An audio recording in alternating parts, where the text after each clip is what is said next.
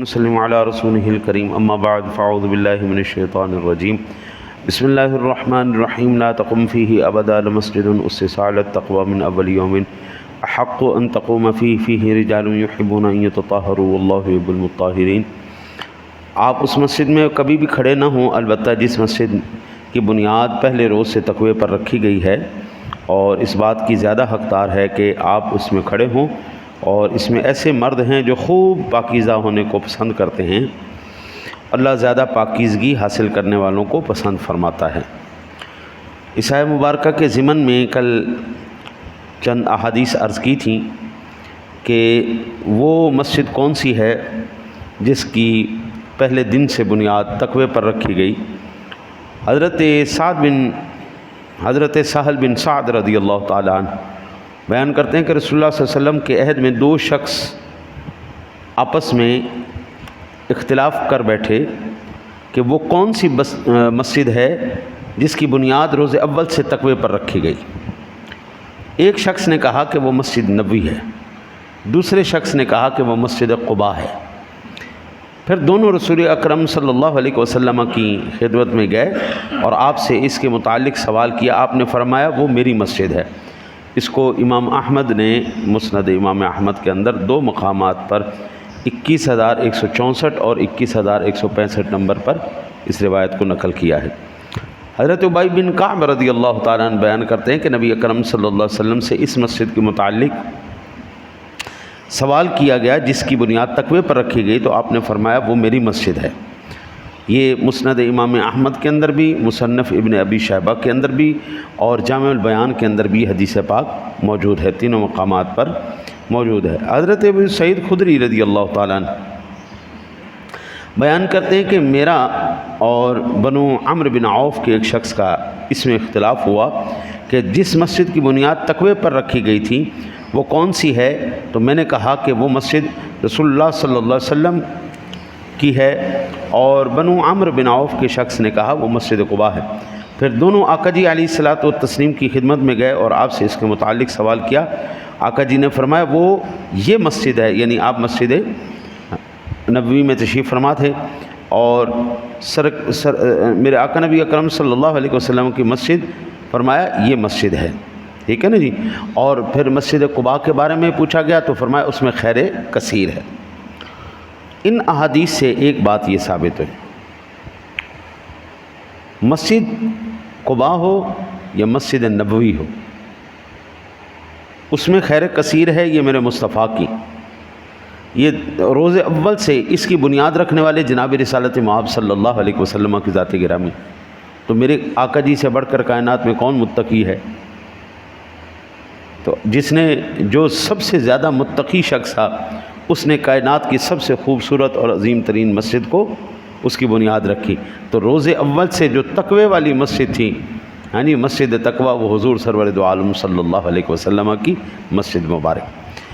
اب میرے آقا جی علیہ الصلاۃ والتسلیم کی جو مسجد مبارک ہے روضہ رسول ہیں جی، اس عرف عام میں ہم کہتے ہیں مسجد نبوی، اس کے بارے میں سنن ابن ماجہ شریف کے اندر 1413 نمبر پر یہ روایت موجود ہے۔ حضرت انس بن مالک رضی اللہ تعالیٰ عنہ بیان کرتے ہیں کہ رسول اللہ صلی اللہ علیہ وسلم نے فرمایا کسی شخص کا اپنے گھر میں نماز پڑھنا ایک نماز کا ثواب ہے۔ جتنے بھی لوگ گھر میں نماز پڑھتے ہیں ایک نماز کا ثواب حاصل کرتے ہیں۔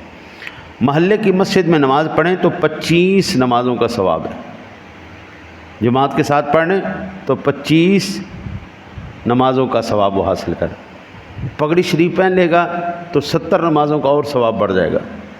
جس طرح اچھا سونا لباس پہن کے آتا جائے گا اس طرح اس کی فضیلت اور بڑھتی جائے گی۔ میرے آقا جی علیہ الصلاۃ والسلام نے فرمایا جو جامع مسجد کے اندر نماز پڑھے اس کو 500 نمازوں کا ثواب ہے۔ جامع مسجد میں جو نماز ادا کرے گا اس کو 500 نمازوں کا ثواب، اور جو مسجد اقصیٰ میں جا کے نماز ادا کرے گا اس کو 25,000 نمازوں کا ثواب۔ ایک نماز کے بدلے میں اللہ تعالیٰ اس کو 25,000 نمازوں کا ثواب عطا فرمائے گا۔ اور آقا جی نے فرمایا جو میری مسجد میں نماز پڑھے اللہ تعالیٰ اس کو 50,000 نمازوں کا ثواب عطا فرمائے گا۔ اچھا جی، اور آقا جی نے ارشاد فرمایا جو مسجد حرام میں جا کے پڑھے، بیت اللہ میں جا کے نماز پڑھے، ہاں جی، تو آقا جی نے فرمایا اس کو ایک نماز کے بدلے اللہ تعالیٰ 1,00,000 نمازوں کا ثواب عطا فرمائے گا۔ یہ ابن ماجہ شریف کی حدیث پاک۔ یہاں سے یہ بات پتہ چلی کہ اگر اللہ توفیق دے نا تو مسجد حرام میں پڑھو، پھر اللہ توفیق دے تو مدینے میں جا کے نماز پڑھو، اور اگر اللہ آپ کو ہمت دے، طاقت دے اور اتنا اختیار عطا فرما دے کہ آپ مدینے میں رہنا آپ رہیں، تو حضرت وہیں پہ ہی مرنا چاہیے، مرنا ہی مدینے میں چاہیے۔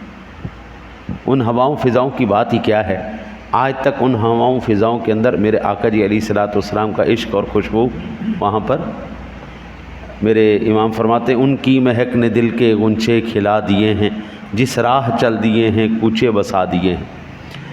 بیت اللہ کی خوشبو ہو یا مدینہ منورہ کی خوشبو، حضرت یہ پوری کائنات میں ایسی خوشبویں ہمیں کہیں نہیں ملتی۔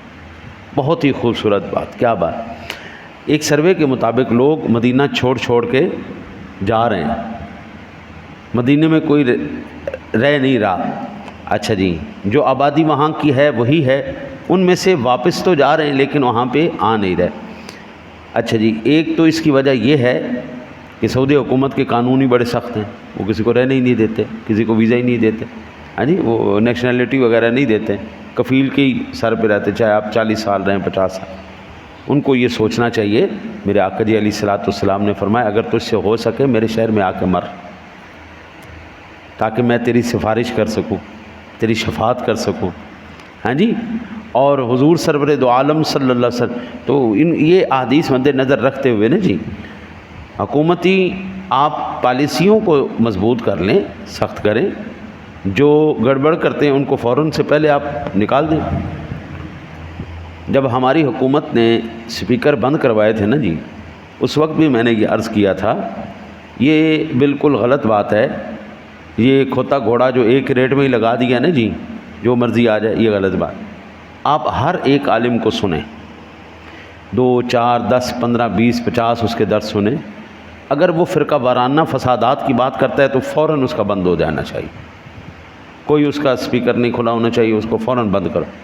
جو بندہ اتحاد کی بات کر رہا ہے، صحیح قرآن و حدیث کی بات کر رہا ہے، اس کا سپیکر کھلا ہونا چاہیے تاکہ برائی رکے، اچھائی پھیلے۔ ہم برائی کے پیچھے اچھائی کو بھی بند کیے بیٹھے ہیں۔ ابھی دیکھیں نا جی، آپ لوگ تو یہاں پہ آ کے آپ نے سن لیا، جو گھروں میں ہماری مائیں بہنیں بیٹھی ہیں وہ کیسے سنیں گی؟ ان کے لیے تو اہتمام نہیں ہو سکا۔ جو اگر یہ قوم گانے سن سکتی ہے نا تو اللہ رسول کا کلام بھی سن سکتی ہے، مرے گی نہیں انشاءاللہ۔ کبھی پروگرام ہو جائے تو ساری رات اللہ کے بندے فائرنگ کر کے گانے بجا کے دماغ کو پھاڑ کے رکھ دیتے ہیں، صبح اٹھنا عذاب ہو جاتا ہے ہمارے لیے، رات کو سونا مشکل ہو جاتا ہے۔ تو اگر اللہ اور اس کے رسول کی بات جو ہے نا جی سنیں گے نا تو انشاءاللہ تعالی العزیز ان کی شخصیات میں بہت بڑی تبدیلی آئے گی۔ ہمارے بچے آج ملحد کیوں ہو رہے ہیں؟ صرف اس لیے کہ ان کو کوئی بتانے والا کوئی نہیں۔ دیکھیں نا جی، آپ لوگ آئے یہاں پر، آپ نے سنا، آپ نے اپنے ایمان کی تازگی کا اہتمام کیا، ختم ہو گئی بات، یہیں کی بات یہیں رہ گئی۔ کوئی شاید ہی ایسا ہو جو بیان سننے کے بعد گھر جا کر کے بتائے میں آج یہ سن کے آیا ہوں، خاص طور پر اپنی بیٹیوں کو، بیگم کو یا اپنے بچوں کو نہیں سناتے۔ جب آپ بھی نہیں سنائیں گے، ہم بھی نہیں جا سکتے، آواز بھی نہیں آ سکتی، تو پھر بابو سوائے گمراہی کے پھیلے گا تو کیا پھیلے گا؟ بند کرنا چاہیے، گمراہی کو بند کرنا چاہیے، اچھائی کو نہیں کرنا چاہیے، سپورٹ کیا جائے، ہاں جی۔ پھر اس کے اب یہ صورتحال اگر یہ ایسے ہی رہی کہ برائی کے ڈر سے یا فسادات کے ڈر سے آپ اچھائی کو روکتے پھریں گے تو امر بالمعروف نہی عن المنکر کا حکم کدھر چلا گیا؟ وہ کدھر جائے گا؟ ہمارے جو ہے نا جی وہ اعلان کرتے تھے نا جی، اگرچہ یہ بات مکروہ تھی لیکن میں اس کو بالکل ٹھیک کہتا تھا کہ نماز فجر سے پہلے 10 منٹ 15 منٹ پہلے اعلان ہو جاتا تھا، بھائی آ جاؤ۔ لوگ 1 گھنٹہ پہلے نہیں آتے، لیکن اگر ان سے یہ کہا جائے کہ آپ 10 منٹ 15 منٹ پہلے اٹھ کے آ جائیں تو وہ پھر ہمت مار لیتے ہیں۔ تو اس کو بند کروایا گیا ہے، ہاں جی۔ یہ بالکل اچھے اقدام نہیں تھے، لہٰذا جی آپ سنیں، ہماری حکومت کے بعد بہت سارے بندے ہیں جو خبر لے لیتے ہیں کہ یہ بندہ کس کیٹیگری کا ہے، فسادی ہے، لڑاکو ہے، جھگڑالو ہے، ہاں جی، تو پھر اس کا آپ بند کر دیں۔ لیکن اگر نہیں ہے تو اس کا کھولو نا یار، کیوں نہیں چلاتے آگے لے کے چلیں؟ یا پھر اس کا ایک حال یہ ہو سکتا ہے کہ کہ حکومت پاکستان از خود ایک علماء کا بورڈ بنائے، بورڈ بنانے کے بعد ان سے کہے کہ جناب میں اب جس بھی چینل پر جا کر یا کسی ریڈیو پاکستان پر میں نے قرآن پاک کی تفسیر اور بیانات جب میں نے ریکارڈ کروائے نا جی، تو ان کا جو مین ہیڈ ہوتا تھا وہ کہتے تھے کہ آپ نے جو بیان کرنا ہے نا وہ آپ لکھ کر کے لائیں، ہم اس کو چیک کریں گے، اسلام آباد بھیجیں گے، جب وہاں سے یہ پاس ہو جائے گا پھر آپ اس کو یہی چیز پڑھ کے ہمیں سنا دیں۔ تو حکومت اس طرح کر دے کہ علماء کا پینل بٹھائے، وہ قرآن و حدیث سے باتیں اخذ کریں، کرنے کے بعد وہ پورے پاکستان کے اندر سب کے لیے ایک ہی پیغام بھیجیں۔ یوں تو کر سکتے ہیں نا جی، لیکن یہ بھی صورتحال نہیں کی جا رہی، تو پھر ہماری اولاد سیکھے گی کیسے قبلہ؟ ہماری اولاد سیکھے گی کیسے؟ بڑی خطرناک بات ہے۔ ہم تو بتا نہیں رہے ان کو، تو ہم کوئی اور ان کے پاس ذریعہ نہیں، شیطان کی ٹوٹی آ گئی، موبائل ہمارے ہاتھ میں، بس اس کے اندر سب گڑبڑ شڑبڑ سارا کچھ بیچ میں ہی آ رہا ہے، تو پھر ہماری اولاد وہی سیکھے گی، ہے نہیں؟ وہ قدیم اور کثیر مسلمانوں کا جو راستہ تھا، جس کو ہم اہل سنت کا راستہ کہتے ہیں، آج کا بچہ چھوڑے جا رہا ہے۔ قدیم اور کثیر جن کا تعلق جناب رسالت مآب صلی اللہ علیہ وسلم تک ہے، ہاں جی، یہ سارا سلسلہ چھوڑ کر آج قوم الٹے راستے پہ جو جا رہی ہے، نوجوان ہماری نسل جو گمراہ ہو رہی ہے، کیوں ہو رہی ہے؟ کہ ہر ایرے غیرے نتھو خیرے کو سن رہے ہیں، تو آپ مستند لوگوں کو سامنے لے کے آئے نا جی، پابندی لگا دیں کہ خبردار جاہل نہیں بات کرے گا۔ تو جب ہر ایک جو ہے وہ عالم بن بیٹھے گا، ہاں جی، رکشے کھولنے والا بھی عالم بن گیا، ہاں جی، ٹوٹیاں کھولنے والا بھی عالم بن گیا، پنچر لانے والا بھی عالم بن گیا، ہاں جی، اس سارے پیر بھی بن گئے تھے، عالم بھی بن گئے، تو پھر ظاہر بات ہے جاہل جب عالم کہلائے گا تو جہالت ہی پھیلائے گا۔ میرے آقا نبی اکرم صلی اللہ علیہ وسلم کا فرمان عالی شان یہ مسند امام احمد کے اندر بھی ہے، اور اللہ آپ کی خیر کرے المعجم الاوسط کے اندر بھی ہے، اور اس کو حافظ ابن منذر نے بھی نقل کیا، الترغیب والترہیب کے اندر بھی ہے کہ حضرت انس بن مالک رضی اللہ تعالیٰ بیان کرتے ہیں، میرے آقا جی علیہ الصلوۃ والسلام نے ارشاد فرمایا، جس نے میری اس مسجد میں 40 نمازیں پڑھیں، ان میں سے کوئی نماز قضا نہ ہوئی، اس کے لیے آگ سے نجات لکھ دی جائے گی، اور عذاب سے نجات لکھ دی جائے گی، اور نفاق سے برات لکھ دی جائے گی۔ 40 نمازیں با جماعت جو بندہ مسجد نبوی صلی اللہ علیہ وسلم میں پڑھ لے، حضور فرما رہے ہیں سب سے پہلا جو انعام اس کو ملے گا وہ بندہ جہنم سے آزاد ہو جائے گا، دوسرا انعام جو ملے گا عذاب سے اس کی نجات لکھ دی جائے گی، اور جو سب سے بڑا حضرت یہ سب سے بڑی جو آقا جی نے فرمایا، اللہ تعالیٰ اس کو نفاق سے نجات دے دے گا، منافقت دل سے نکل جائے گی۔ اللہ ایک واقعہ حضرت عمر فاروق اعظم رضی اللہ تعالیٰ عنہ کا میرے ذہن میں آ گیا۔ ایک لڑکی کے اوپر آپ کے دور میں نا جی وہ عاشق ہو گیا نوجوان، ہاں جی، ہمارے نوجوان بھی تو بیچارے دل پھینکو ہوتے ہیں نا جی، اور اس لڑکی کے پیچھے پڑ گیا۔ اس خاتون نے نا جا کے حضرت عمر فاروق اعظم رضی اللہ تعالیٰ عنہ کی شکایت لگا دی کہ یہ جو ہے نا جی لڑکا مجھے تنگ کرتا ہے اور مجھے اپنے عشق میں گرفتار کرنا چاہتا ہے۔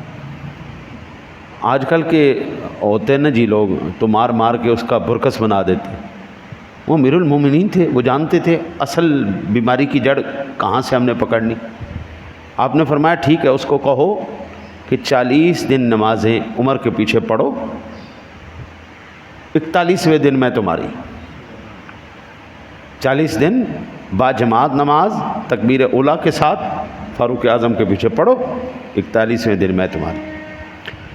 اب جناب پڑھانے والے عمر فاروق اعظم ہوں، ہاں ہمائیں فضائیں جس کا حیا کریں حضرت، بڑی بات ہوتی ہے، شیطان جی سے ڈر کے بھاگ جائے۔ میں نے اور کسی بندے کے بارے میں نہیں پڑھا، روئے زمین پر انسانیت میں انبیاء کے بعد اگر میں نے کسی شخص کے بارے میں پڑھا ہے تو صرف فاروق اعظم کے بارے میں پڑھا کہ ان سے شیطان چلتا تھا، اتنا تقوی والا ایمان والا آدمی۔ اس بندے نے جب نمازیں شروع کی، پہلے تو مجبوری میں، عشق میں، لڑکی کے عشق میں اس نے نمازیں شروع کی، جب 10 12 15 دن گزرے تو پھر فاروق اعظم رضی اللہ تعالیٰ عنہ کے وہ پاکیزہ قرآت، سبحان اللہ۔ وہ تقوی والا امام جب امامت کروا رہا تھا تو دل کی کیفیتیں بدلتی چلی گئی۔ جب 40 دن پورے ہو گئے وہ سر سے لے کے پیروں تک اندر باہر سے بالکل پاک ہو چکا تھا۔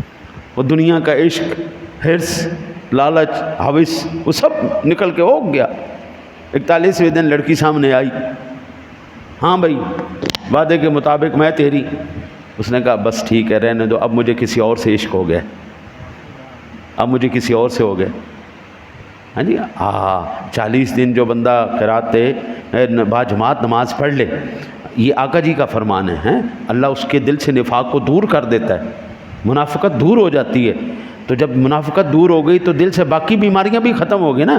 دیکھیں نا جی، حسد ہے، بغض ہے، کینہ ہے، یہ جتنے بھی ہمارے دوسروں کے خلاف پلان ہیں وہ ساری دل کی بیماریاں، اور نفاق بھی دل کی کیفیت ہے۔